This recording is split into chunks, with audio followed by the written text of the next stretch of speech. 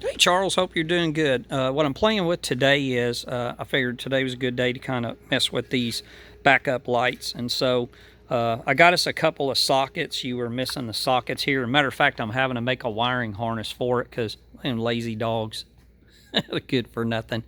But anyway, I don't have any. I don't have any wires in this trunk for backup lights, but yet you have a hole here, and of course the backup lights do have sockets that are supposed to be in there. So I'm going to be making a harness to go all the way through there. But I worked on the first one.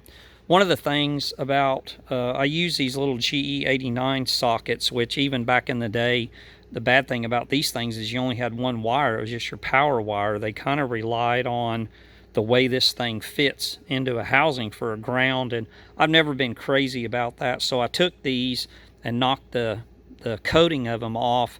I'll add a little bit of flux, and I like to solder a ground wire on them. So if you look, you can kind of see how I did this one. This black wire here, this is obviously our power wire coming in, and then this yellow wire is the one that I soldered to the side of this socket, and that's going to be our grounds. That way we have a good ground, a nice light.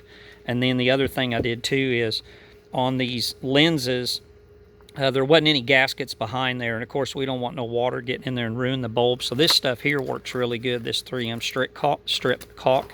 It doesn't get hard, it stays pliable, and so I was able to just, run a ring of it around there, and then it makes that lens fit nice and flat, flush. It kind of squishes out where it's not needed, and of course it'll give us a nice water seal. But anyway, I got this one done, and these are of course 12-volt bulbs. So this one's done. Let's see how it lights up. It should light up pretty nice. We'll get it turned around here to where we can see it. Let's see, yeah, maybe like that. And let's see, we'll touch our, like I said, this is the positive, the yellow is actually the negative.